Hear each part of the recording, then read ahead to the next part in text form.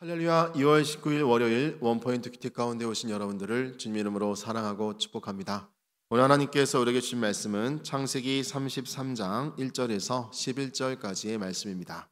창세기 33장 1절에서 11절까지의 말씀 다 같이 한 목소리로 읽도록 하겠습니다. 야곱이 눈을 들어 보니 에서가 400명의 장정을 거느리고 오고 있는지라. 그의 자식들을 나누어 레아와 라헬과 두 여종에게 맡기고 여종들과 그들의 자식들은 앞에 두고 레아와 그의 자식들은 다음에 두고 라헬과 요셉은 뒤에 두고 자기는 그들 앞에서 나아가되 몸을 7번 땅에 굽히며 그의 형 에서에게 가까이 가니 에서가 달려와서 그를 맞이하여 안고 목을 어긋 맞추어 그와 입맞추고 서로 우니라. 에서가 눈을 들어 여인들과 자식들을 보고 묻되 너와 함께한 이들은 누구냐? 야곱이 이르되 하나님이 주의 종에게 은혜로 주신 자식들이니이다. 그때 여종들이 그의 자식들과 더불어 나와 절하고 레아도 그의 자식들과 더불어 나와 절하고 그 외 요셉과 라헬과 더불어 나와 절하니 에서가 또 이르되 내가 만난 바 이 모든 때는 무슨 까닭이냐? 야곱이 이르되 내 주께 은혜를 입으려 함이니이다. 에서가 이르되 내 동생아 내게 있는 것이 족하니 내 소유는 내게 두라. 야곱이 이르되 그렇지 아니하니이다. 내가 형님의 눈앞에서 은혜를 입었사오면 청하건대 내 손에서 이 예물을 받으소서. 내가 형님의 얼굴을 배운즉 하나님의 얼굴을 본 것 같사오며 형님도 나를 기뻐하심이니이다. 하나님이 내게 은혜를 베푸셨고 내 소유도 족하오니 청하건대 내가 형님께 드리는 예물을 받으소서 하고 그에게 관건함에 받으니라. 아멘. 이 시간 형제에게 보이는 하나님이란 제목으로 담임 목사님께서 큐티 인도해 주시겠습니다. 할렐루야.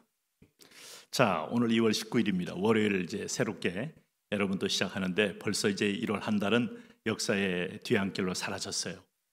여러분이 다시 2024년도에 새 희망의 날을 기다리려고 해도 이미 늦었습니다. 2월입니다. 이제 3월 되면서 순식간에 우리는 상반기를 통과하게 될 거예요. 인생 빠르다는 말은 많은 이 고대 현인들이 말한 것뿐만 아니라 현대를 사는 우리들이 날마다 느끼는 건데, 이 빨라가는 세상, 빠르는 세상 속에서 나는 누구이며 무엇을 위해 살 것인가? 제가 어저께 혼자 앉아서 묵상을 하다가 나는 왜 사는가 하는 걸 제 노트에 한번 적어봤어요. 왜 사는가? 정말 조용히 앉아 있어서 혼자 스스로 돌이켜볼 때, 자, 교회에서는 하나님의 나라를 위하여, 하나님의 영광을 위하여, 선교를 위하여, 그러면서 이 사도 바울의 고백처럼 내 안에 또 다른 욕망이 있잖아요. 내 안에 또 다른 이 기대가 있잖아요. 심지어는 야망도 있지 않겠습니까? 그러므로 나는 혼자 있을 때 과연 나는 누구이며 나는 왜 사는가? 정말 우리가 그런 질문을 던져봐야 합니다. 그럴 때 우리는 정직한 그 대답을 할 수 있어요. 나의 대답이 아니라 바로 그분이 원하는 대답은 우리가 계시를 들을 때예요. 결국은 우리가 늘 보지만은 결론은 하나님 때문에 삶의 의미가 있죠. 예수님 때문에 생명의 존재의 의미가 있죠. 우리가 그 믿음이 없다면 사실은 다 인간은 얼마나 무섭고 추한 존재가 되겠습니까? 오늘 야곱이 이제 형 에서와 20년 만에 조우. 자, 이 조우가 사실은 야곱이 목이 달아가고 야곱의 형제와 야곱의 식구들이 모두리 전멸을 당하는 피비린내 나는 형제 사륙전이 될 수 있는 상황이었죠. 왜냐하면 에서는 한 번도 복수심을 포기한 적이 없잖아요. 그 복수심의 힘으로 그는 400명의 사병을 만들 만큼 그는 야곱을 향한 집념의 삶을 살아온 사람이라고 할 수 있겠어요. 이게 세상의 힘입니다. 오늘 가인의 힘은 증오요, 경쟁에서 이기는 겁니다. 그리고 남의 걸 약탈하고 지배하기 위해서 그들은 노력하고 준비하고 성을 쌓고 군사훈련하고 세계의 지배자가 되기를 원하는 거예요. 그게 세계 역사입니다. 그렇기 때문에 오늘 누가 남을 위하여 내가 돈을 버는 사람 없습니다. 돈 벌어서 남 주자, 공부해서 남 주자, 아니면 또 뭐 우리가 열심히 성공해서 남과 나누자. 세상은 이것을 미친 소리라고 합니다. 그런데 성경은 이 미친 소리로 가득 차 있어요. 이게 바로 하늘에서 내려온 계시예요. 이 음성을 듣느냐 못 듣느냐에 따라서 삶의 의미는 달라지는 것이죠. 오늘 야곱이 눈을 들어보니 에서가 400명의 장정을 거느리고 오고 있는지라. 얼마나 두려웠겠어요. 영화로 보면 그야말로 적군이 창과 칼을 들고 쫙 내게 다가올 때 그 떨리는 긴장감을 어찌 숨길 수가 있겠어요. 그의 자식들을 나누어 레아와 라헬과 두 여종에게 맡기고, 자, 우선 여종들을 앞장 세웠습니다.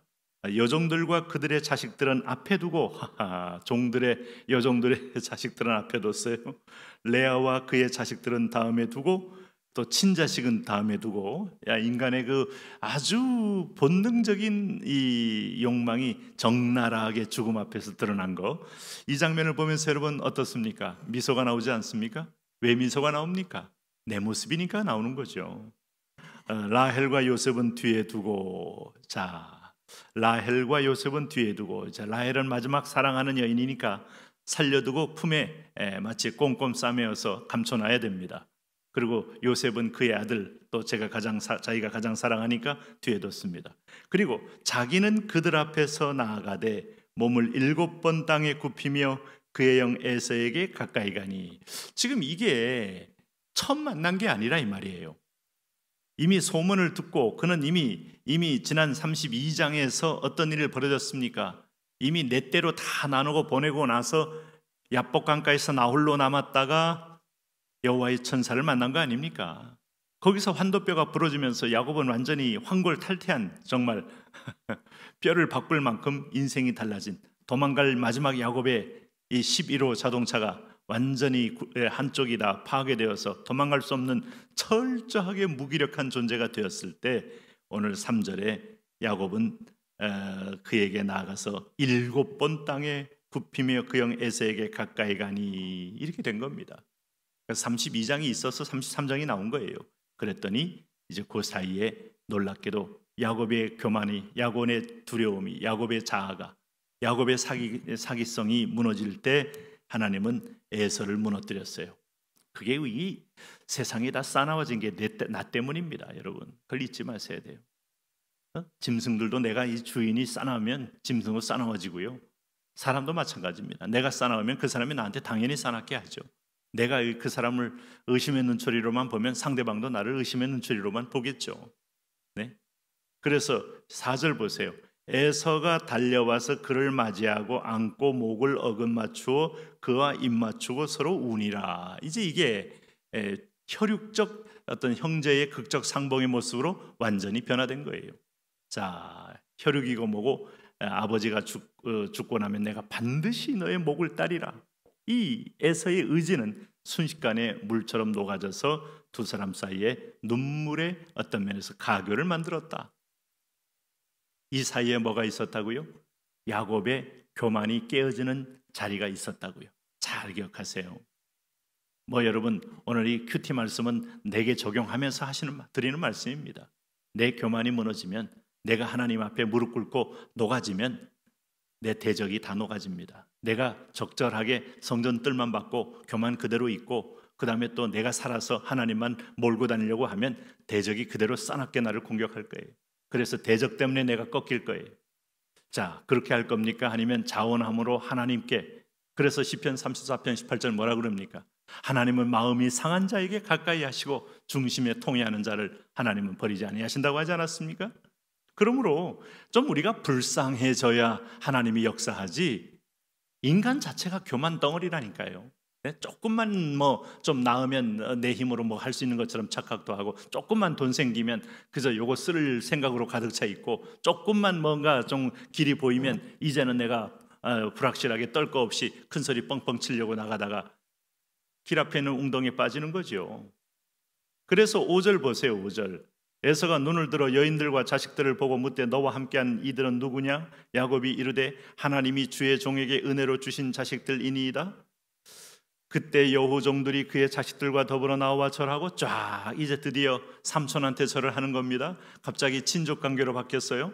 그 다음에 레아는 이제 첫 번째 부인이죠. 그와 그의 자식들과 더불어 나와 절하고, 그 후에 요셉이 라헬과 더불어 나와 절하고, 이제 첫째, 둘째, 또 레아의 시종, 또 라헬의 시종, 다 그 자식들까지 와서 쭉 아련을 하는, 그야말로 20년 만에 오랜만에 헤어진 사랑 깊었던 형제의 만남으로 변화된 거예요. 문제 해결은 하나님이 하시지 당신이 하는 거 아니에요. 사람의 마음은 보혜물과 같아서 열고 닫는 건 하나님 손에 있다. 네, 따놓은 당상이란 말이 아주 무서운 얘기입니다. 그래서 나는 이 학교에 따는 입학은 따놓은 당상이야. 이 자격증은 내가 따놓은 당상이야. 나는 저것은 저 사업은 따놓은 당상이야. 그 말 자체를 하나님이 싫어하세요. 왜? 우리가 계획할지라도 걸음을 인도하시니가 여호와임을 알고 인정하고 겸손하게 따라가라는 거 아니에요. 기도를 놓지 말라는 거 아니에요. 하나님을 의지하는 걸 놓지 말라는 거 아니에요. 그래서 8절 보세요. 에서가 또 이르되 내가 만난 바 이 모든 때는 무슨 까닭이냐. 야곱이 이르되 내 주께 은혜를 입으려 함이니이다. 여기서 내 주께는 에서를 말합니다. 드리겠다는 거예요. 에서가 이르되 내 동생아 내게 있는 것이 족하니 내 소유는 내게 두라. 예, 에서도 이제 엄청 큰 부자고 뭐 야곱까지 뺏을 마음이 없을 만큼, 그러나 처음부터 이런 마음이 없었던 겁니다. 처음에는 죽이고 다 뺏는 겁니다. 그런데 이제는 다다익선이에요. 여러분, 인간의 욕심이 뭐 어느 전에 만족할 줄 아세요? 하나님이 감동하니까 에서가 변한 거예요.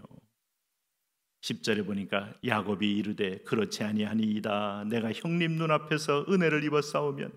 언제 은혜를 입어요? 지금 안 죽여서 은혜를 입었다는 거죠.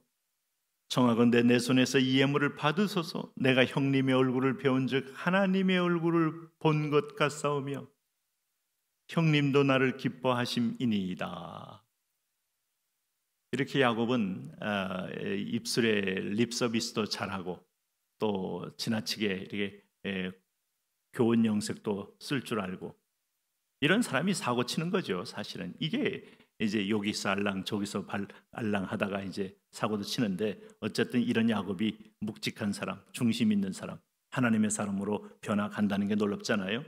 그래서 11절에 그 변화의 주체자를 드디어 야곱의 입에서 자꾸 고백이 나온다. 이게 인생 변화의 증거입니다. 자, 여러분 뭐 청소년 때 하나님 얘기하는 아이들 봤습니까? 신앙이 좋다고 해도 하나님이 이런 얘기 잘 안 합니다. 내가 어제 밤새 공부해서 좀 올랐어.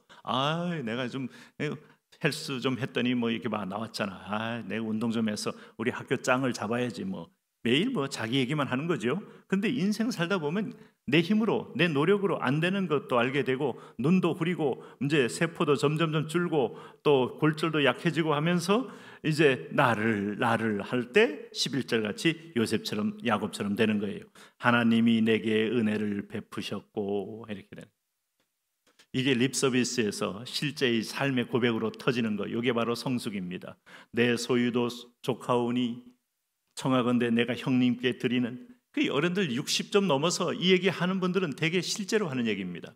그럼 젊은 아이들이 들을 때 너무 저게 입에 발린 무슨 뭐 주문처럼 느껴서 참 그렇게 보이지만 살아보면 하나님의 은혜네, 하나님의 은혜네, 이 얘기를 안 할 수가 없어요. 그러므로 내가 형님께 드리는 예물을 받으소서 하고 그에게 강권함에 받으니라. 그럼요, 물질, 돈 좋아하지 않는 사람 없어요. 강권하면 받게 돼 있어요. 이렇게 해서 어느 정도 보험을 들고 이제 야곱은 그래도 긴가민가 하는 거죠. 왜? 마음이 바뀐 것처럼 또 다른 위험도 올 수 있으니까. 그러나 분명한 것은 오늘의 현장은 엄청난 해피 엔딩의 현장이다. 왜요? 창세기 32장을 잊으시면 안 돼요. 약복강, 하나님 앞에 하나님과의 격렬한 자기와의 싸움에서 완악이 무너지고 환도뼈가 무너진 자리, 나는 아무것도 할 수 없다는 자리, 이런 지경은 반드시 축복입니다. 하나님, 우리가 그런 상황을 누리고 즐기고 이제 자유하게 하여 주옵소서. 예수님 이름으로 기도합니다. 아멘.